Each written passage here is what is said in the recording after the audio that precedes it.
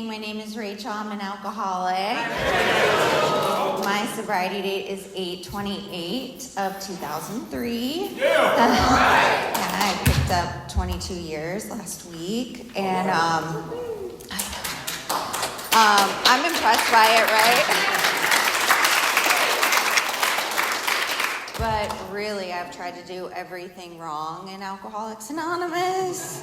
So, I mean, yeah, I guess clap because, it's a miracle and God is absolutely a miracle. I am so nervous. A lot of people in this room mean a great deal to me. I really care what you guys think about me.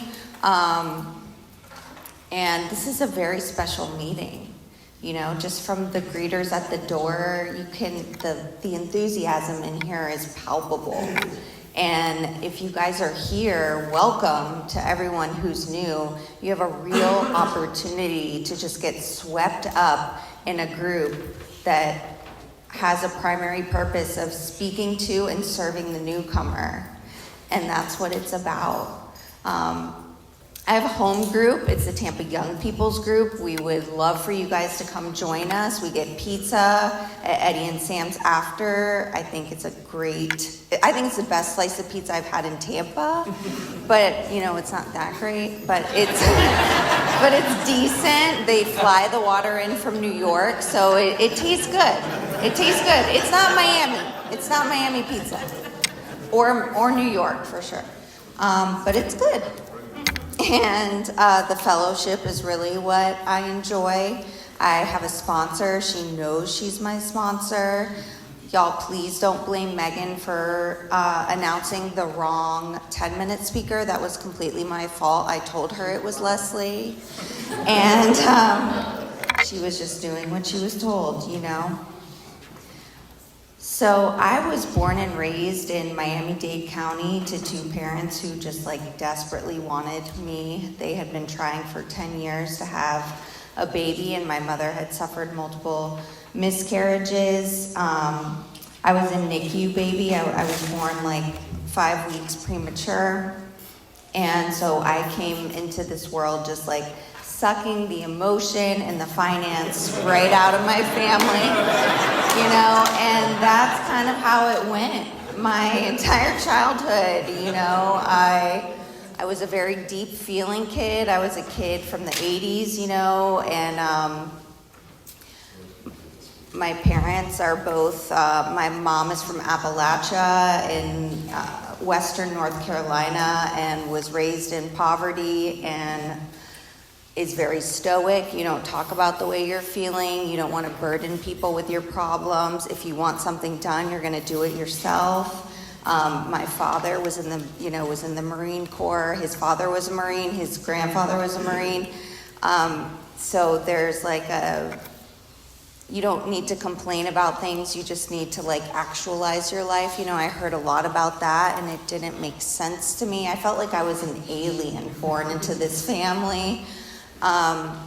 Because I would just be crying all the time about my math superstars exam, and go into the bathroom and make myself sick so that I could go home. And I thought everybody on the playground had gotten this memo that I was not privy to. All these kids seemed so okay and well-adjusted, they knew how to talk to each other. They were speaking with their hands in the right way, and I just felt so painfully self-aware and awkward, and something was really wrong with me. And I loved how the 10-minute speaker was sharing about, he had a problem wherever he was. He just felt like it was wrong. And that's how I felt too. I just felt like I was not okay. My baseline is I want to be somewhere else and I want to be someone else, please. Even tonight, y'all, this dress was not okay. It's wrinkly at the bottom. My shoulders are too boxy. It's just a lot. This brain is constant. Oh no.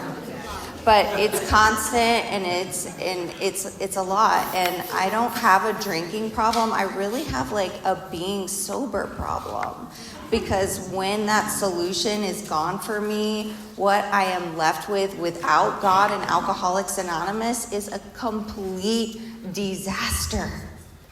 Like, you can't make sense of it, you can't function well with it, and that's why life gets worse a lot of the time when we get abstinent, right? Because we have lost our solution, and how true that was for me. You know, I started being sexually abused when I was 10 years old. I had begged my parents to go to this church that was close to our house. My parents are people of science who are like, my dad's he says I'm a recovering Catholic. And my mom was brought up with that like hellfire and brimstone type stuff in Appalachia. So they didn't want to raise either of their daughters like that. And I wanted like some sort of connection. So I wanted to go to church. I wanted to be included and a part of. And so I begged to go to this church by my house. And, you know, that was like my first experience with people in a religious organization. And this guy took an interest in me. He was like a youth leader. And, you know, I felt like this connection with him, and I started being sexually molested and sexually abused, and it was like my first big secret. And it was one of those things that I was never going to tell anyone, because I had this deep-seated guilt and shame about it. And I share that not because it makes me an alcoholic. For me, it just confirmed what I already knew, that like I was separate from, I was different than. But I do want to share with you that through the steps of Alcoholics Anonymous, and also through outside help, like, that stuff doesn't eat my lunch today, you know, and I get to use it to help other people. And you can walk through those things and like get to the other side, and it's always a part of you and part of your story, but it's not like who you are, right? And I had a lot of trouble, you know, just going to school and being okay. So fast forward, I really needed that drink, you know. And when I was 11 years old, I got invited to go with this girl who was like really skinny and so cool to this trailer park that was 2 miles from my house in Perrine. And we went to this quick stop, and we asked this guy named Wolfman to buy us alcohol. And he didn't make us do any sexual favors, which I came to understand was really nice of him. And I had been like sneaking off and going on the Metro Rail, which was like really bad. Or really bad in my family, right? Going on the bus by myself and going to the Metro and going downtown, right? In Miami-Dade. And I had seen this kid when I was on the Metro Rail, and he was like wearing all black, and he had a skateboard, and he had this bottle that was like so pretty hanging out of his pocket, and it was orange, and it like caught my attention. And it was MD 2020. So I found that bottle of that Orange Jubilee in that quick stop. And I pointed at it and told Wolfman that that's what I needed to get.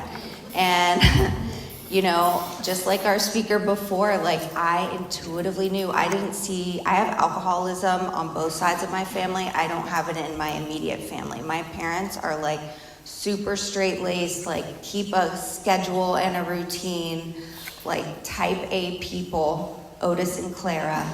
And and I never saw Otis and Clara drunk, not once in my life. And I intuitively knew that you were supposed to turn that bottle up and drink it as fast as you could. And I had a spiritual experience on that day. I still remember it. I remember the way the bottle looked. I remember the way it smelled. I remember feeling joy, you know? And that alcohol produced this special effect for me that, like, boom, brought me into this world and into the moment. Like, I could tell jokes. I could speak extemporaneously, like off the cuff. I wasn't all in my head. And I felt okay, you know, and I felt like peace. And I will tell you that when I am in meetings of Alcoholics Anonymous, when I am extending my hand to the newcomer, when I am getting honest with my sponsor, when I am doing regular inventory, I get that same special effect. I do. It's just really freaking slow. And that is super annoying for someone like me. And it takes a lot of work. And so, you know, those of us that come in here super young, like, my drinking career was not spectacular, right? Like, it was spectacularly bad because I am a horrible drunk, you know? And I needed to hear those words in the big book, like, I was gone beyond recognition in a matter of years. And that's particularly true for women. And thank God that I had people saying those things when I came in here, because I would have left, because I did not look like anybody in here. I came into the rooms for the very first time when I was 13 years old, into a young people's meeting in Coral Gables off of Ponce de Leon. I know there's Miami people in the room. And there was a group of sober young people back in the late 90s, you know, and they smoked a lot of cigarettes inside, indoors. So I thought that was really attractive and cool. But I didn't really believe I was one of them. You know, like, I remember going to my first meeting, and I thought that my dad had told people, because this is how self-centered I am too, right? Like, when you're an alcoholic and you're a juvenile, like, that is a very special kind of self-centeredness. So I thought my father had gone to the meeting beforehand and told people how I felt inside, like read my diary or something. And they were like sharing it verbatim, because I just connected with that language of the heart instantly. I mean, that identification is one of the most powerful things that we have here. And these people were just sharing so openly and honestly these thoughts that I just heard them putting things into words that I was like, oh my God, that's how I've always felt. How is there a whole room full of people like me? I thought I was like legitimately crazy or had BPD or bipolar, you know, all of these labels that had already been put on me, right? Because my parents are taking me to psychiatrists, psychologists, and I'm getting all of these XYZ diagnoses, right? And so that was great for me, because I could just like look those up in these things called books, which we don't really have anymore. And I could like read about it, and then I could just be that. Like, that's all I wanted, was just someone to tell me like who to be and how to be. And I got that design for living here, you know. But it's so funny how I didn't want it. And so I'm talking myself out of it, like, no, like, your story is different because of this, and your family is so different, and you can't be alcoholic because you're even younger than these people. You know, I thought like someone who was 19 was ancient at that time. And then all of a sudden, like, when you just like keep going and doing the things that we do, and I started coming in contact with juvenile detention centers, and getting arrested, then later started driving, got in a horrible accident before I even had my license. My mom, being an incredible mother of an alcoholic, came to the scene and said she had been driving, so then I got my license 2 weeks later. And then I created a 6-car pileup on US 1, inebriated, passed out, skipping school at 3 o'clock, leaving South Beach. And, like my drinking career was not very long, but like, you can't say I didn't try. Because I tried. Your girl tried hard. And I was going to all these different schools. I'm bringing alcohol to school. I'm getting asked to leave. My parents, and I had all these well-meaning people in my life who were trying to get me on the right path and were intervening on my behalf, and I didn't want anything to do with it. If I would think, like, if alcohol did for you what it does for me, there is no way. Like, I'm never. Like, it was more important than anything and everything. And I went to an outpatient treatment center as a juvenile, and they told me that, like, someone with a brain like mine, with a personality type like mine, like, you will be either dead in jail, or if you're lucky, you'll be in an inpatient rehab when you're 18. And, like, there's prophecies, in these rooms, right? Like, we have promises about what happens when you stay here and when you work the steps and when you participate in Alcoholics Anonymous. Like, we have pretty extravagant, amazing promises, right?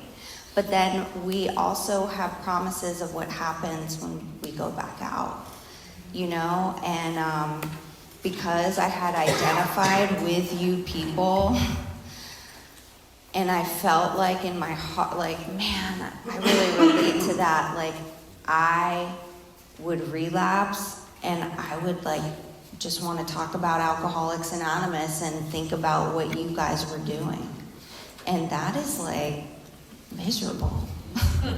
That is a whole level of misery that I hope I never, ever know again.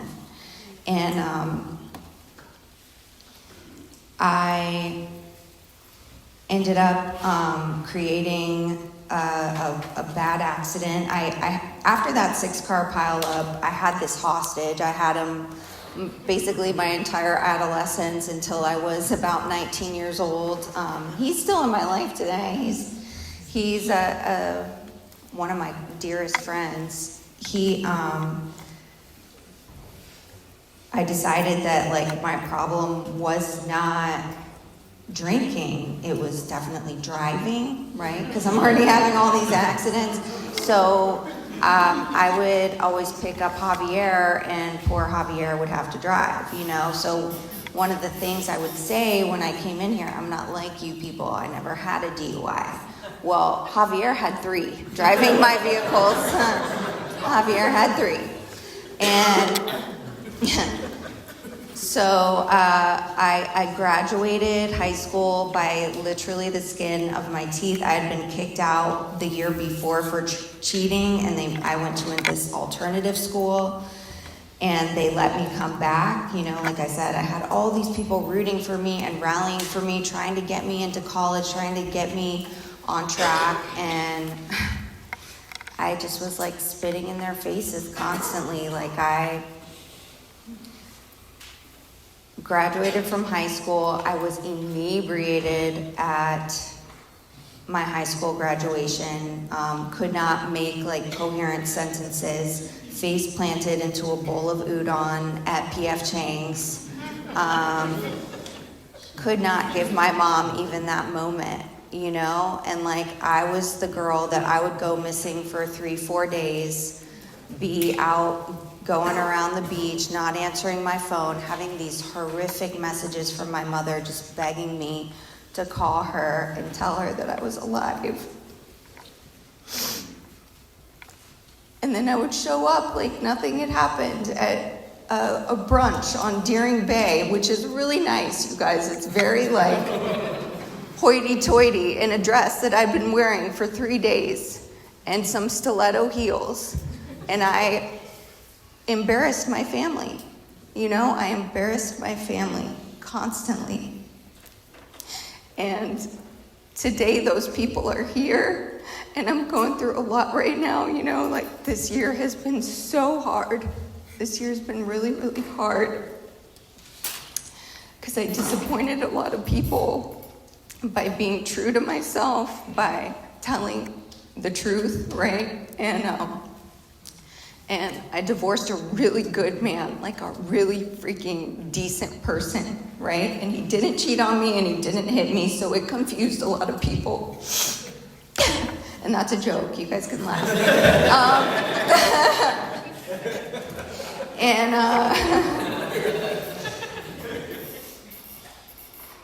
And those people are here today. My parents, Otis and Clara, were visiting me today, and they just said, wow, the way you've walked through this and the way that you co-parent with your ex-husband is really beautiful, and we are so proud of you. You guys, and that's like everything, That's everything. So, I get into this really bad accident in Alligator Alley. I ripped the bottom out of my car. I'm in a 25-foot ditch and in a moat in the in the bog of whatever that is in the Everglades. And I assault a police officer, and I get arrested, and I come to, and I'm in general population of Collier County Women's, because for some reason I was in Marco Island. I didn't remember any of this, And I came to, and these women were gathered around me. And they're like, girl, you're crazy. And I was like, oh my God, they think I'm cool. And this bigger, blonder version of me put Skittles on my lips so that I could have some makeup. And she took a pencil and put it under my eye. And I was like, amazing. Makeup, right? And then she told me later we could get pills. And I was like, who would ever leave this place? They tell you what to do. I was all in, at this facility. And, when my parents came to get me, I couldn't tell them, not one of the girls' names, but I told Clara those are my best friends, and you can't take me away from them because I love them. And then that night, I stole Clara's car, and I went and picked up Javier. And we got into a high-speed chase on I-95, and we came off of the off-ramp really fast, and we hit a pole. The pole fell on top of the car, and that was arrest number 3 for me after the age of 18, And I remember my parents had retained an attorney for me, and him sitting there and saying things to me like mandatory jail time, and I was rolling my eyes. Girls like me don't go to jail. Let's be real. And I have since met girls way more bougie than me, who absolutely went to jail, went to prison. And I'm humbled, that that's not my story. I did not have to go. Instead, I went in front of this judge who said that I had a substance use issue, and she ordered me to treatment for a year. And I went to a treatment center. It's no longer there. It's an outpatient now in South Miami. And I didn't follow any of the rules. There was a Spanish program. I'm sleeping with the Spanish dudes. And I get kicked out. But I have this thing, I have to be in treatment. So I get sent to an all-women's facility in Goshen Springs, Mississippi. It was called COPAC. And at the time, my biggest achievement in my life was that I was the youngest person they'd ever let in. And I wanted everyone to know this. Like, I thought this was a great fact about myself. And I'm in this treatment center in Goshen Springs, and it's all women, and there's a moat, and then there's the guys. And so I just start sleeping with women, right? Because maybe that's my core issue. Maybe I'm actually a lesbian, right? And I know. And I'm not going to talk about my abuse. I'm not going to talk about the things that happened to me when I was 10, 11 years old. I just want to deflect. I thought this was like summer camp. I did not see that, I could have these really severe consequences, that my life, that I had been in these horrific car accidents and walked away. It didn't register with me at all. And so I overheard the treatment team one day talking about this guy who was toxic to the therapeutic community, and that they were going to put him on a blackout. And I was like, I wonder if he's seeing anyone. And he happened to be available. I got a note over a moat. We met. We snuck out at like 1:30 in the morning under the moonlight of Mississippi. And it was so romantic. And we decided that we were in love and that we were going to leave AMA. And y'all, I work in treatment today. People tell me they're in love. I'm like, I get it. It's so real and so true. And if we could bottle that treatment center love feeling and sell it, we would really have something. So, it's a lot. It is so real and so true. And we left, and I thought because he was from nowhere, Mississippi, and I was from Miami, Florida, that I was so much smarter than him and street smart, and no. I started drinking in the mornings. I started drinking to prove I was an alcoholic, which that sucks too. And I started doing things that I never thought I would do, that my parents didn't raise me to do. I started getting money in ways that my parents didn't raise me at all to do. And those moments, you absolutely can't take them back, and they forever, things like that degradation, it forever changed me. And my parents started going to this really annoying place called Al-Anon, and all of a sudden they're answering the phone and telling me that they are detaching from me with love. Their daughter, who was in the NICU, right? And how dare they? And this level of entitlement to their finances and to this life that I thought should be freely given to me, it was just delusional. And it got really, really dark when the money went away, right? When they're not sending me money anymore, and the things that I was having to do or felt like I had to do, right? It just got really, really dark. So I had this guy, I had several, but one who I'd met in an AA meeting, and he told me he was really sick. You need to believe people when they tell you here, because when we go back out, it talks about in our literature that an alcoholic in his cups is an unlovely creature. It's not even human. We are creatures. And 10, okay. And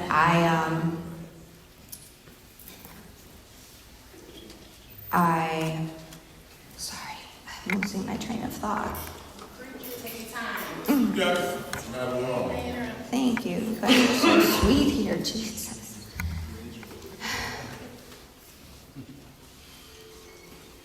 And I'm living with this guy. His name is Michael. I'm taking money from this guy named Larry to get my hair and my nails done, and I moved Larry in because he's really fallen on hard times. So it's me, this guy who gives me money, and my boyfriend living in the same apartment. And we were one dysfunctional family, just trying to plod on. And Larry was having a really hard time, like I said. And he was doing things that I didn't do. And so I thought he was way more sick than me. So I would spend my day trying to get Larry help because he really needed it, not me. Larry was very, very sick. And he ended up taking his life. He shot himself in the head in our apartment, and I found him. And that was on August 11th of 2003. And I remember walking into the room and seeing his face and just thinking, lucky. Because I knew this committee that he had, that racing stuff that he had going on in his brain, because I knew he had what I had, because he would share it with me and I would identify with Larry. And that it had stopped, and for some reason, after that happened, Michael didn't want to be in the apartment anymore. And so I, spent a lot of time alone, and I still somehow had this job. I had to be there at 4 o'clock. That was really hard. 4 p.m. start time for me, because I wasn't going to bed until almost like 10 in the morning sometimes because of the things that I was doing. And I had gotten into school, so I'm trying to get sober throughout this whole thing, throughout this 18 months that's going on since I've left treatment. And I'm going to meetings, I'm picking up white chips, and then I'm going home and a drink gets pushed my way, and I take it. I'm just baffled.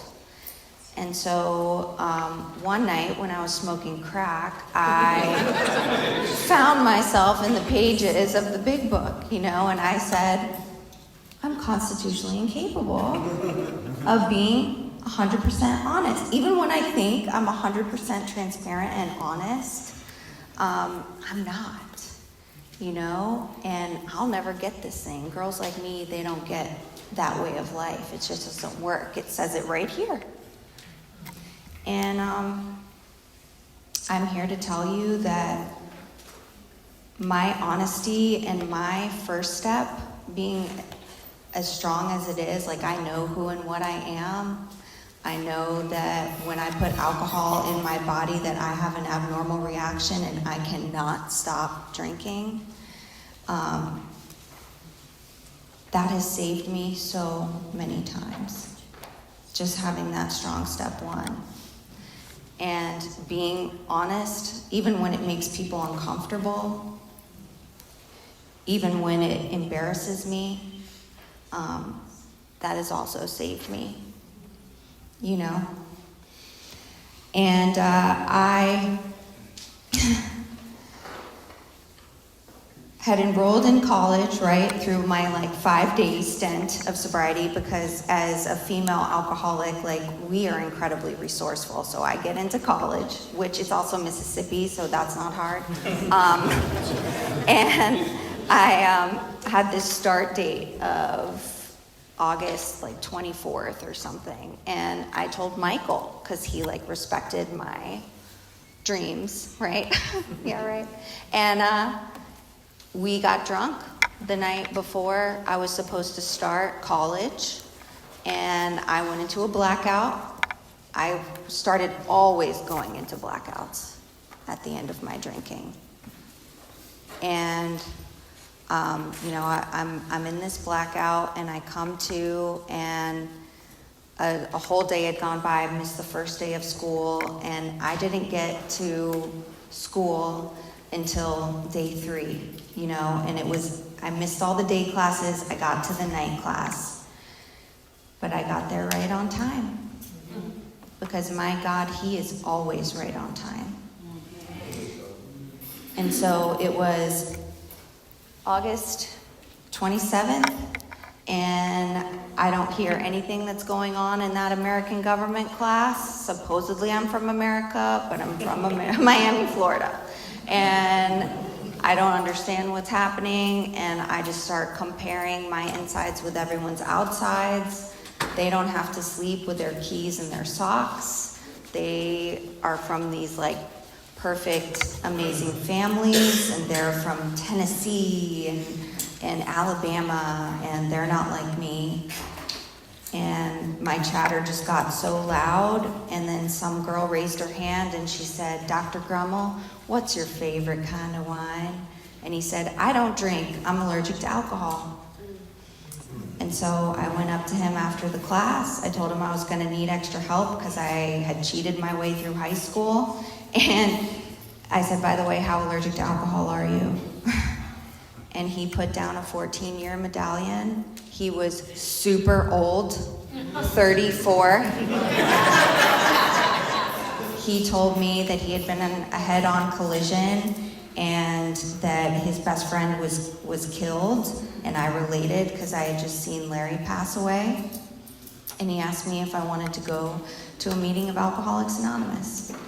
And I went to the Way Out group that night in Jackson, Mississippi, and I picked up a white chip. And I'd picked up white chips there before, but I think just that small mustard seed of willingness that I had, God intervened. I started calling women in this program. I did everything wrong, especially in my first 10 years. I just, I didn't do this thing right, and I reaped the rewards of that, right? At 6 years sober, I attempted suicide, for real. And I knew that loneliness of not having a drink, but knowing that I couldn't drink successfully. And that's really painful. And you guys, you don't have to go through that here.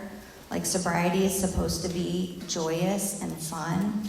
And if you don't feel that way, please get with your sponsor and ask, what else you could be doing. And if you feel like you can't tell your sponsor that, get a new sponsor. Sorry, I don't know why I said that. And I finally, after that suicide attempt, I got carted back down to Miami and moved in with my parents. And I had a lot of success on paper at that time.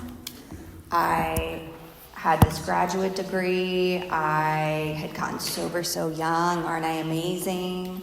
But I'd never really, I didn't have a God of my own understanding, y'all. That's the purpose of our book. I don't know if y'all know, but I didn't have that because I thought I could just evade that. And I invited this God into my life. I started a home group in Miami called Miami Young Peoples with 3 other people. And that group grew and bloomed in spite of me. And I got to be a part and in the middle of Alcoholics Anonymous for the first time in my life. And my life took on a whole new meaning. I started sponsoring a ton of women. That is the bright spot of our lives here. Those girls teach me so much more than, and just getting to share your life with others is so beautiful, I got to be pregnant with women in this room. I got to get married in Alcoholics Anonymous and have a big AA wedding. And now I'm going through a big AA divorce. And we have a design for living that works, and it works in rough going, and I could have missed it all. That's all I got. Thank you.